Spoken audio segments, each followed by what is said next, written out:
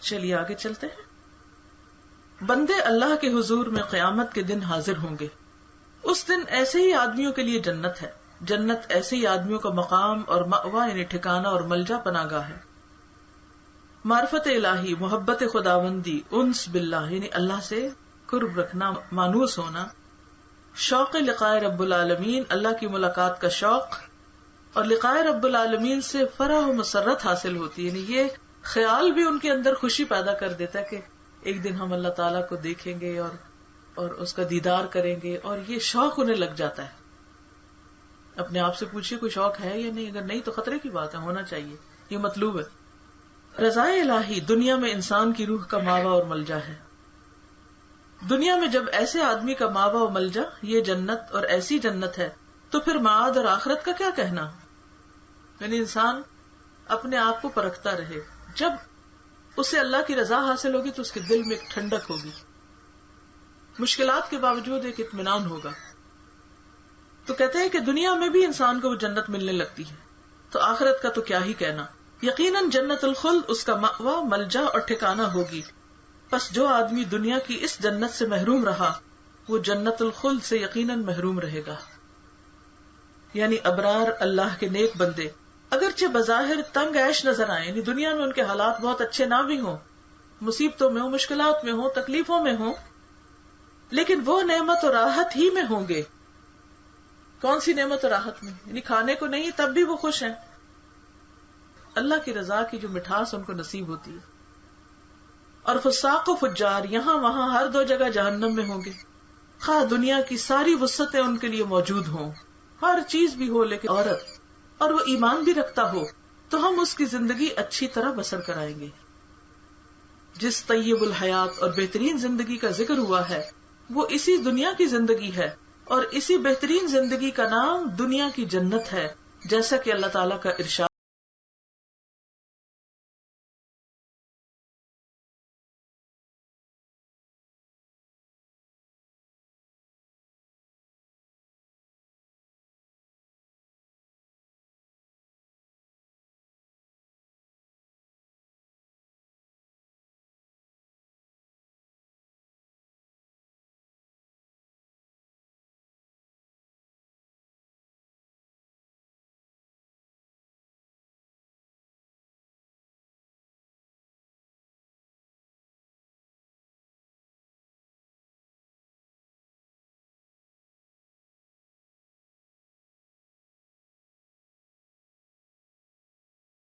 اس کے سینے کو اسلام کے لیے کھول دیتا ہے، اور جس شخص کو چاہتا ہے کہ اسے گمراہ کرے تو اس کے سینے کو تنگ اور بھنچا ہوا کر دیتا ہے، اس کی خوشی چھین لیتا ہے، اس کے اندر اضطراب پیدا کر دیتا ہے. تو انسان کسی سے فتویٰ لینے کی بجائے اپنے دل سے فتویٰ لے، وہاں جھانک کے دیکھے کہ کیفیت کیا ہے. ملاحظہ فرمائیے کہ شرح صدر سے زیادہ اور بڑی نعمت کیا ہو سکتی ہے، اور ضیق صدر یعنی دل کی تنگی اور تنگی قلب سے زیادہ کون سا بڑا اور سخت عذاب.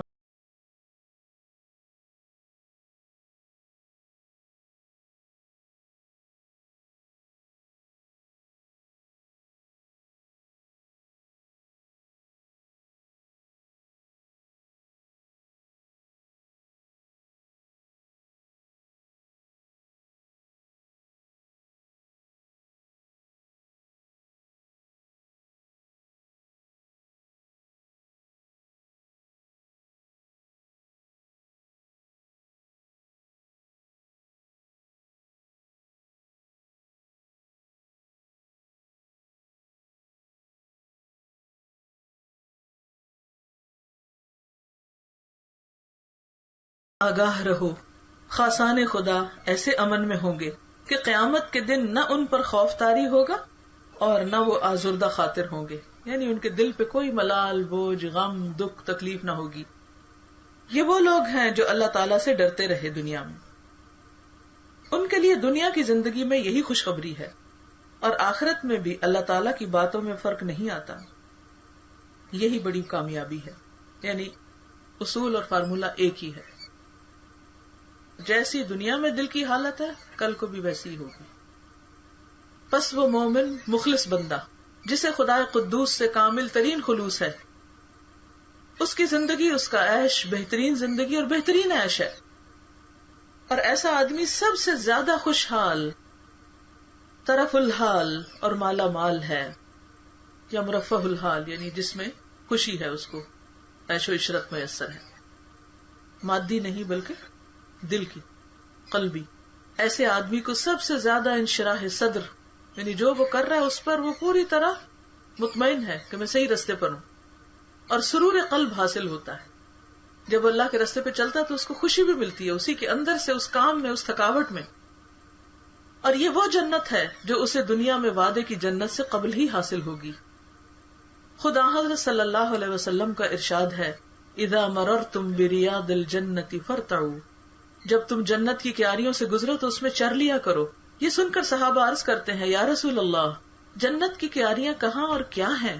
آپ صلی اللہ علیہ وسلم نے فرمایا، حلق الذکر، ذکر خداوندی کے حلقے، یعنی جہاں اللہ کی باتیں ہوں، یہ جنت کی کیاریاں. آپ نے محسوس کیا ہوگا کہ جب کبھی ہم کسی قرآن کی مجلس سے لوٹتے ہیں یا جہاں لوگ اللہ کی باتیں کرتے ہیں تو اس کے بعد ہمارے دل کی حالت مختلف ہوتی ہے، ہمارا ایمان بڑھ چکا ہوتا ہے اور دل کا شرح صدر اور سکون اور اطمینان اور ایک خاص کیفیت طاری ہوتی ہے.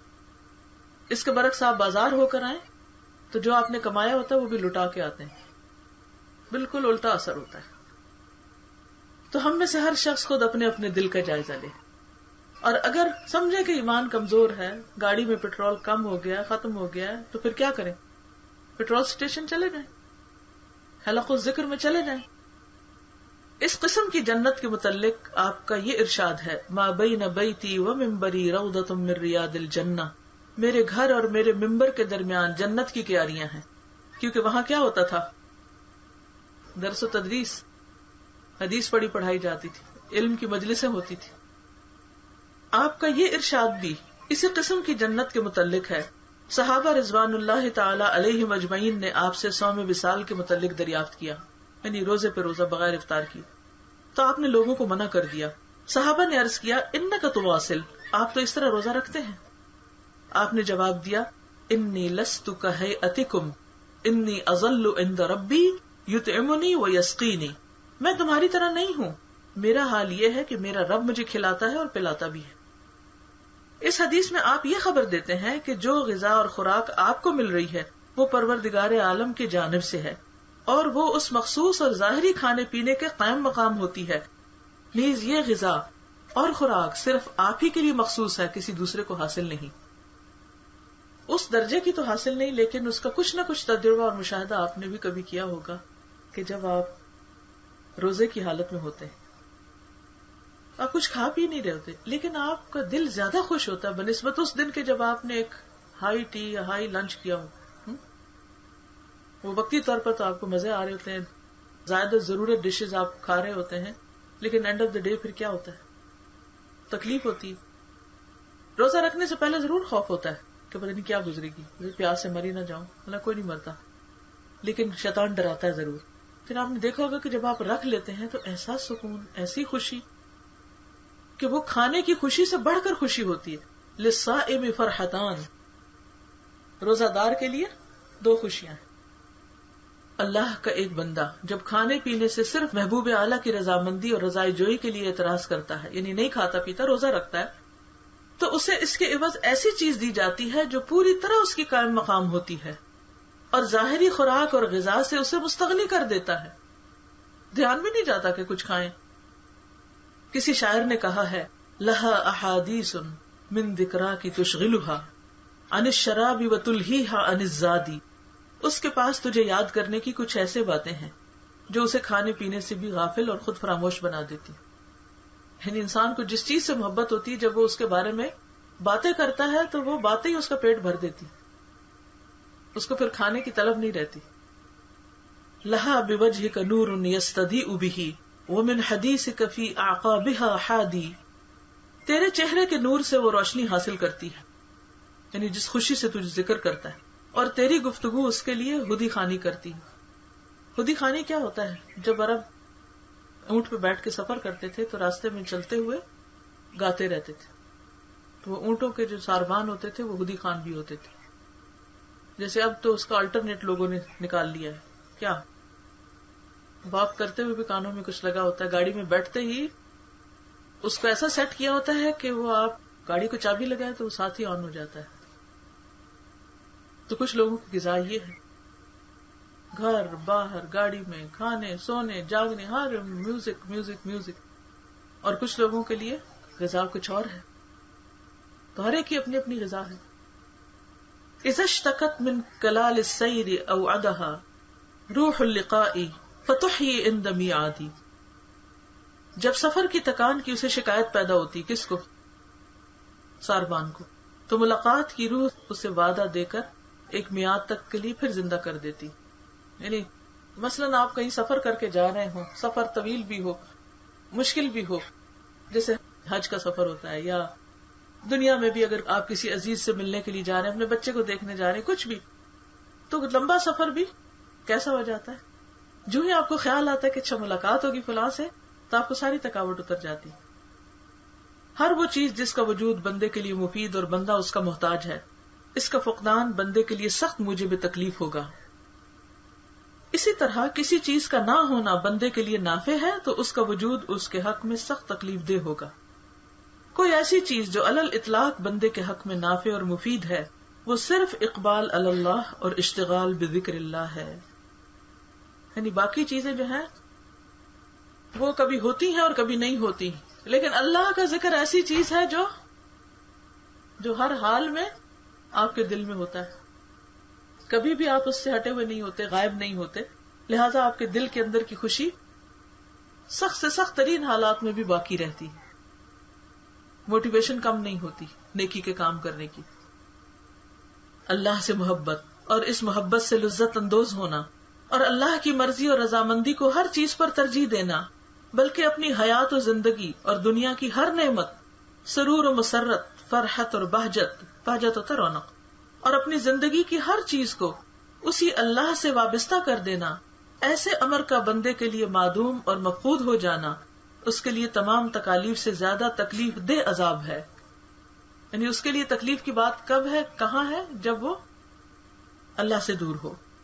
مگر چونکہ اس کی روح دوسرے ظاہری امور اور مشاغل میں خود مستغرق رہتی ہے, اس لیے یہ علام مصائب اور تکلیف و عذاب اس کی آنکھوں سے اوجھل رہتا ہے.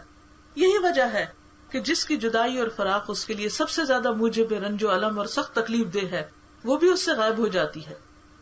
اس کی حالت بعین ہی اس نشہ باز بدمست کی سی ہو جاتی ہے جو نشہ شراب میں چور ہو, اس کا گھر جل رہا ہو اور مال اور اولاد تباہ رہے ہوں, لیکن وہ نشے میں اس قدر مدہوش و بے خبر رہے کہ اسے کسی چیز کی خبر ہی نہ ہو. اس وقت ان اشیاء کا جلنا, تباہ و برباد ہونا اور اس تباہی اور بربادی کی تکلیف اس کی قوت شعور سے باہر ہے, کیونکہ سمجھ ہی نہیں رہا اس کو, کیونکہ شراب کے نشے نے اس کی قوت شعور کو بیکار کر دیا ہے.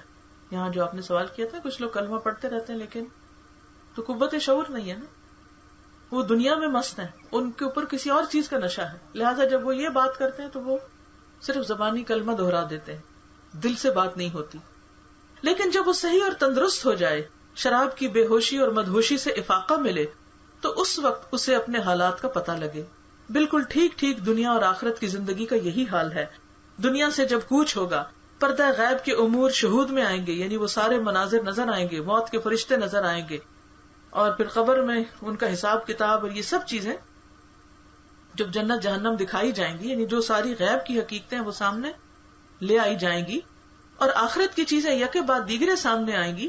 مگر صورتحال یہ ہوگی کہ اب وہ دنیا سے جانے کی تیاری کر رہا ہے, دنیا سے منتقل ہو کر بارگاہ الہی میں پہنچ رہا ہے, اور اپنے سامنے حسرتوں کا میدان پاتا ہے, مصائب اور عذاب دیکھتا ہے. اس وقت وہ آلام یعنی درد, حسرتیں اور مصائب یعنی مصیبتیں, عذاب اس کے سامنے ہیں. وہ اس قدر خطرناک ہیں کہ دنیاوی آلام و تکلیف سے کئی ہزار گنا زیادہ ہیں. اور پھر یہ کہ دنیا میں انسان کو کوئی تکلیف پہنچتی ہے تو وہ اس کی تلافی کی امید رکھتا ہے, یعنی برے حالات بھی گزر جاتے ہیں, اور یہ بھی جانتا ہے کہ دنیا میں جو چیز بھی اس کے ہاتھ سے نکل گئی وہ تھی ہی اس لیے کہ کسی نہ کسی دن ختم ہوگی. یہ چیز انسان کو تسلی دے دیتی ہے نا کہ ہر نعمت زائل ہونے والی, کل نعیم زائل. تو جب کوئی ایک چیز انسان کو ملتی ہے جس سے انسان کو خوشی حاصل ہوتی, مثلا بچہ پیدا ہوتا ہے, ماں خوش ہو جاتی, پھر جب تک وہ اس کے ساتھ چمٹا رہتا ہے اس کی خوشی کا کوئی اندازہ نہیں ہوتا، ہر تکلیف اس کے لیے برداشت کرتا ہے. لیکن جب بڑا ہوتا ہے، انڈیپینڈنٹ ہوتا ہے، مرضی ہوتی ہے، پھر شادی کر لیتا ہے، پھر ماں باپ کو چھوڑ کے چلا جاتا ہے، ملک بھی چھوڑ جاتا ہے. اگرچہ ماں صدمہ اٹھاتی ہے لیکن کیا کہہ کے اپنے آپ کو تسلی دے دیتی کہ تو ہر جگہ ہوتا ہے. پرندے بھی انڈے دیتے ہیں اور پھر ان سے بچے پیدا ہوتے، پھر وہ سارے اڑ جاتے ہیں. تو اس گھر کے بھی سارے پرندے اڑ گئے، تسلی آ جاتی. تو اسی طرح دنیا کی ہر تکلیف فانی ہے. اگر آپ اس وقت کسی بھی تکلیف، ٹینشن، پریشانی کا شکار ہیں، کسی بھی عذاب کا، تو بس یہ یاد رکھے کہ یہ جلد ختم ہو جائے گی، اس میں باقی نہیں رہنا. مثلا کسی نے آپ کو کچھ کہہ دیا، بے روا ناروا بات آپ کے بارے میں کہی، بےہودہ الزام آپ پہ لگایا، وقتی طور پر آپ کو تکلیف ہوگی، لیکن آپ ایک دن اٹھیں گے آپ کا دل دکھی ہوگا، دوسرے دن اٹھیں گے حدت کم ہوگی، تیسرے دن اور کم، چوتھے دن شاید بھول بھی جائیں. اس لیے 3 دن تک ناراض ہونے کی بس اجازت ہے. چوتھے دن پھر کیا کرنا چاہیے؟ واپس لوٹنا چاہیے. اور یہ بھی جانتا ہے کہ دنیا میں جو چیز بھی اس کے ہاتھ سے نکل گئی، کوئی بھی، کوئی انسان ہے، کوئی مال ہے، کوئی چانس ہے کسی بزنس کا، وہ تھی اس لیے کہ کسی نہ کسی دن ختم ہوگی، فنا ہونے والی ہی تھی، باقی رہنے والی نہیں تھی. بتائیے اس شخص کا کیا حال ہوگا جس کی ایسی چیز ضائع ہو رہی ہے جس کا عوض اور بدلہ ہی نہیں ہو سکتا. کون سی؟ اس زندگی کا. یہ ایسی چیز ہے اگر ساری دنیا اور دنیا میں جو کچھ ہے سب کا سب ہی اس کے عوض دے دیا جائے تو یہ سب محض بے حیثیت ہوگا.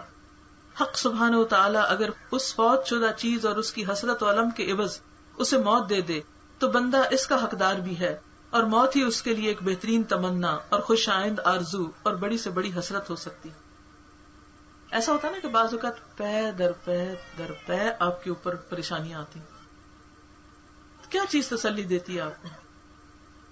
شکر ہے اس دنیا نے ختم ہو جائے گا، شکر ہے یہ سب کچھ ختم ہو جائے گا اور پھر ہم اپنے رب سے جا ملیں گے.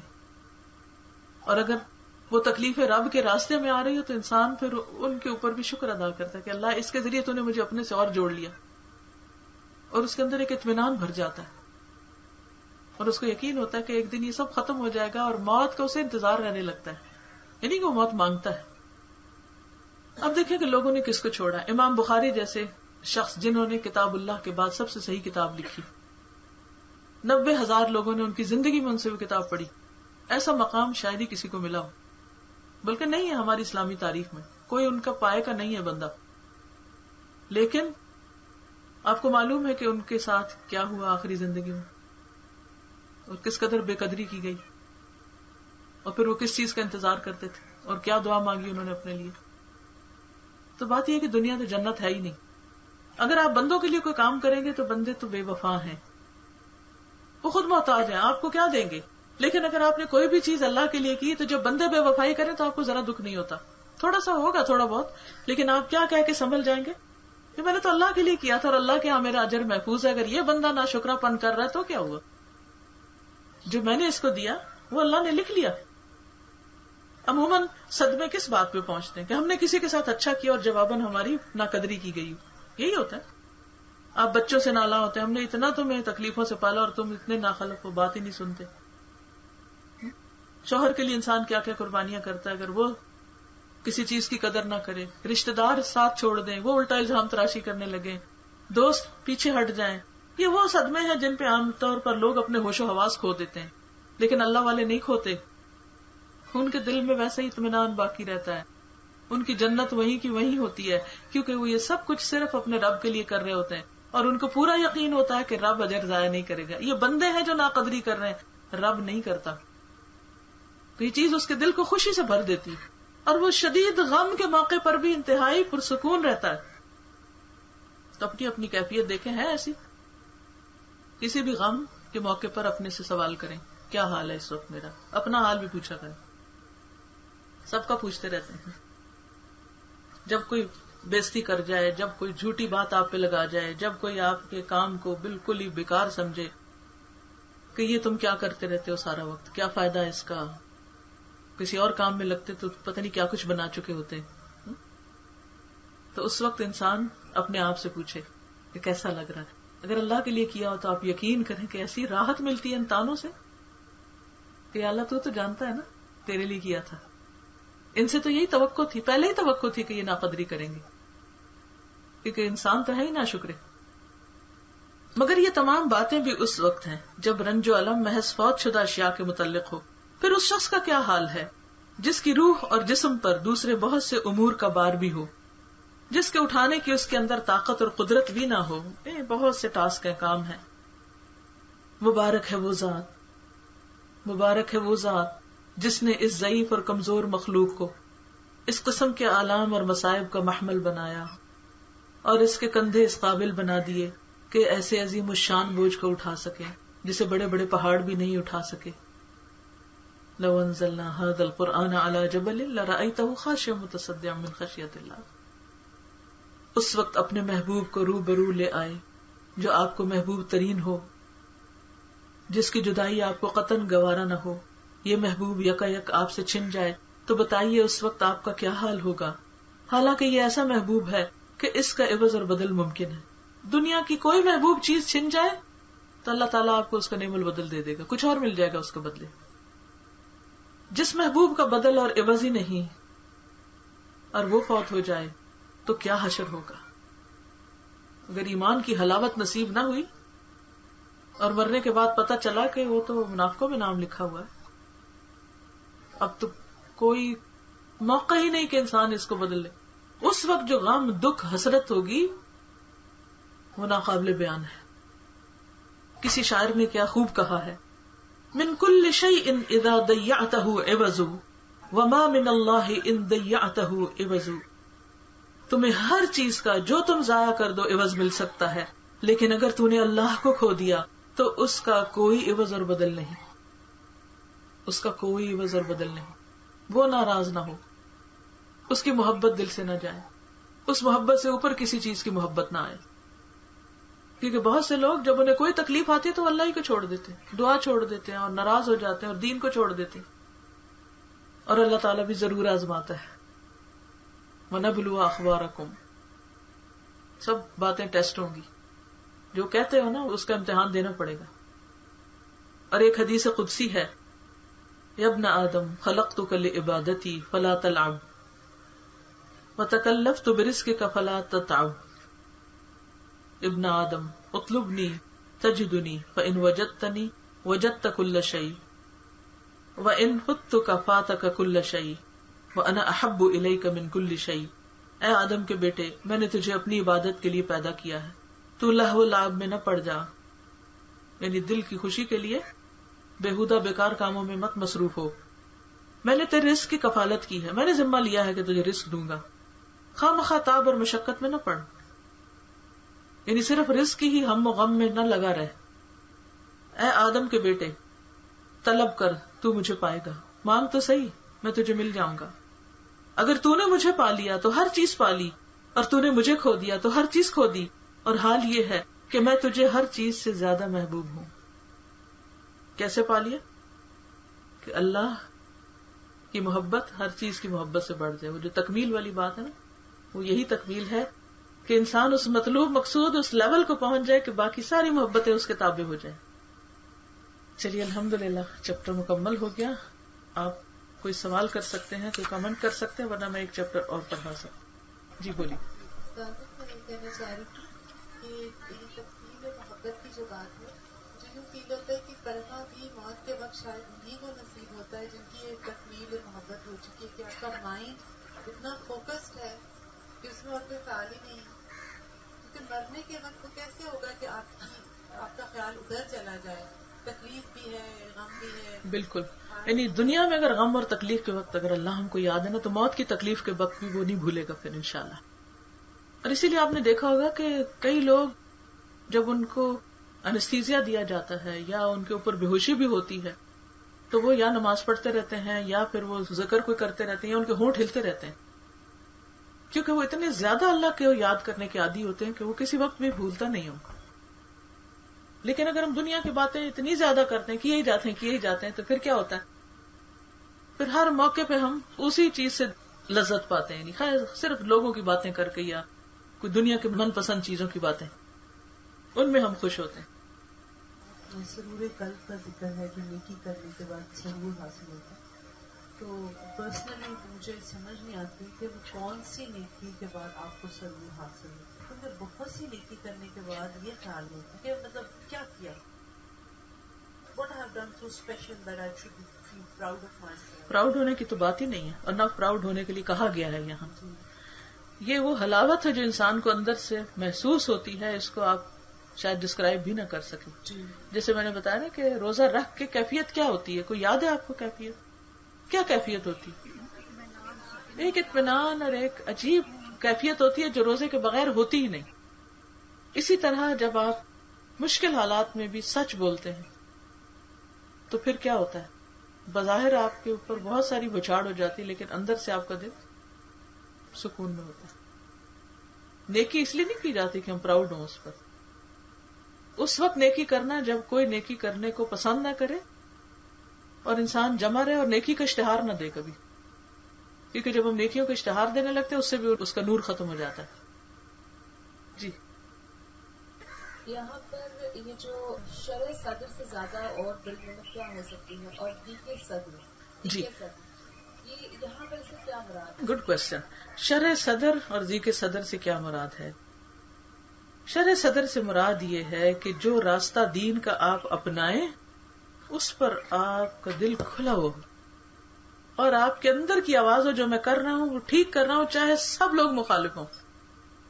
یہ شرع صدر ہوتا ہے. دل کھل گیا، آپ کو اطمینان قلب نصیب ہے کہ جو راستہ میں نے اختیار کیا. مثلاً آپ کے اگر کسی بھی نیکی کے کام پر اعتراض شروع ہو جاتے ہیں تو عموماً کیا ہوتا ہے کہ ہم لوگوں کی مخالفت کی باتیں سن کر گھبرا جاتے ہیں اور پھر شک میں پڑ جاتے ہیں اور پھر ہم پیچھے ہٹنے لگتے ہیں. تو یہ شرع صدر نہیں ہوا تھا. کیوں ہم کہتے رب اشرح لی صدری ویسر لی امری؟ یہ جو امر ہے میرا، یعنی دین سیکھنا اور سکھانا اور عمل کرنا اس پر، اس کو تو میرے لیے آسان کر دے. کب آسان ہوگا؟ جب پہلے دل کھل جائے گا اور اس کو آپ خوشی سے قبول کریں گے، اطمینان سے لیں گے. آگے آئے گا، آپ دیکھیں گے یحبہم ویحبونہ ولا یخافون لومۃ لائم. اللہ ان سے محبت کرتا ہے، وہ اللہ سے محبت کرتے ہیں، کسی ملامت کرنے والے کی ملامت سے نہیں ڈرتے، کیونکہ ان کو پتا ہوتا ہے جو کر رہے ہیں ٹھیک کر رہے ہیں. یہ جو یقین ہے نا کہ جو کر رہے ہیں صحیح کر رہے ہیں، یہ شرع صدر ہوتا ہے. اور دیق صدر کیا ہوتا ہے کہ انسان کوئی بھی کرے تو دل تنگ ہو، ہائے پتہ نہیں فلانا کیا کہے گا، پتہ نہیں کیا ہو جائے گا، پتہ نہیں کون سی چیز میں بال ٹوٹ پڑے گا، پتہ نہیں میں ٹھیک بھی کر رہی ہوں یا نہیں، اور دل گھٹا ہوا اور بے چینی اور اضطراب. یہ نہیں ہونا چاہیے. یہ کیا بیاں ہر ایک سے دل کی حالتیں کرنی، فراز تجھ کو آئیں نہ محبتیں کرنی. کہ اگر اللہ سے ہم محبت کرتے ہیں تو وہ صرف اس کے لیے خالص ہونی چاہیے، لوگوں سے ہم نے اس کا خلاف کر لینا.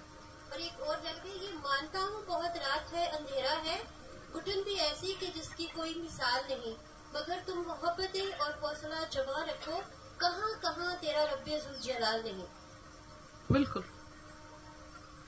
سارے بھی سہارے کٹ جائیں نا تو وہ سہارا بہرحال موجود ہے. اگر آپ نے وہ پکڑا ہوا ہے تو گھبرانے کی ضرورت نہیں.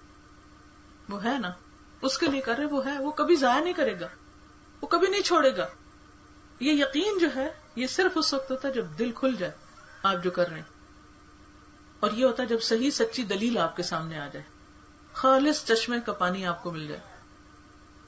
جی السلام علیکم. وعلیکم السلام. آپ نے کہا تھا کہ امام بخاری کے ساتھ ان کے اینڈ میں کیا ہوا تھا، تو مجھے اس کے بارے میں بالکل علم نہیں، اگر آپ وہ بتائیں. بخاری کا کورس کیجئے، تفصیلات معلوم کیجئے. ٹھیک ہے، سب سے یہ کہوں گی کہ بخاری ضرور پڑھیے. واپس وطن لوٹے تھے نا تو وہیں سے ان کی مخالفتیں شروع ہو گئی تھی اور الزام تراشی. اور جیسے ہوتا یہ ہے کہ المعاصرت سبب المنافرہ، یہ جو معاصرت ہوتی ہے نا کہ جو آپ کے ساتھ کے لوگ ہوتے ہیں نا وہ بے وجہ آپ کے کام پر جیلس ہو جاتے ہیں. عموماً آپ نے دیکھا ہوگا کہ جو لوگ ماضی میں گزرے ہیں سب ان کی عقیدت رکھتے ہیں، لیکن اگر ہال کا کوئی اسکالر یا کوئی ان کے پیشے میں ان جیسا کوئی بھی آگے جانے لگے تو لوگ اللہ واسطے کا بیر رکھ لیتے ہیں اس سے بے وجہ، بغیر کسی دلیل کے، جھوٹی باتیں اس سے منسوب کرنے لگتے ہیں. السلام علیکم. وعلیکم السلام. سر جب میرا لاسٹ آپریشن ہوا تو میں جب ہوش میں آئی کافی سیریس تھا، تو میرے ڈاکٹر انکل نے مجھے انہوں نے میسج تفصیل دیا. انہوں نے مجھے سنایا کہ سلطان محمود غزنوی نے اپنے غلام ایاز سے کہا کہ یہ میری رنگ لے لو اور اس میں وہ عبارت میں سینٹینس لکھوا دو جب میں اسے غم کی حالت میں پڑھوں تو میں خوش ہو جاؤں، اور جب میں بہت خوش ہوں تو یہ مجھے غمگین کر دے. تھوڑے دنوں بعد وہ انگوٹھی لوٹائی گئی تو اس میں لکھا ہوا تھا یہ وقت نہیں رہے گا، یہ وقت نہیں رہے گا. تو اس سے میں نے جو لرن کیا کہ اگر ہم اس بات کو لے کر خوش ہو بھی جائیں کہ ٹھیک ہے ہم پرابلم میں ہیں، یہ پرابلم گزر جائے گی، تو اسی خوشی پر ہمیں غمگین ہونے کی بھی ضرورت ہے کہ ہمارے پاس یہ جو وقت ہے جو ہمیں ملا ہوا ہے، ہم اس سے سیکھ رہے ہیں، سیکنگ آف لرن نالج کر رہے ہیں، تو یہ وقت بھی ہمارے پاس نہیں رہے گا. سو ہمیں اپنی جو ہیں وہ کوششیں بہت تیز کر دینی چاہیے. اور یہی چیز تقوی سے آتی ہے. پھر تقوی انسان کو ڈر میں رکھتا ہے نا کہ یہ موقع نہ چلا جائے، یہ کیفیت نہ بدل جائے. السلام علیکم ورحمۃ اللہ. میرا سوال یہ ہے کہ ابھی آپ نے کہا تھا نا کہ وہ محبت جو اللہ کے قریب کر دے وہ جائز ہوتی ہے، یعنی ایسی محبت کرنی چاہیے. لیکن یہ بھی تو پتا چلتا ہے نا کہ شیطان جب انسان کے سیدھے راستے پر بیٹھتا ہے وہ پہلے صحیح وہ دکھاتا ہے، بعد میں جو ہے وہ، تو ہم اس کو کیسے جسٹیفائی کریں گے؟ کیسے؟ دیکھیں جتنی شعوری حالت آپ کی بڑھتی جائے گی نا، تو شیطان کیا آپ کے اپنے اندر سے اٹھنے والے وسوسوں کو بھی آپ ڈیٹیکٹ کر لیں گے. تو دل میں نور آنے کی ضرورت ہے، فوراً پہچان ہو جاتی. اذا مسهم طائف من الشیطان تذکروا فاذا هم مبصرون. جزاکم اللہ خیرا. سبحانک اللہم وبحمدک نشہد ان لا الہ الا انت نستغفرک ونتوب الیک. السلام علیکم ورحمۃ اللہ وبرکاتہ.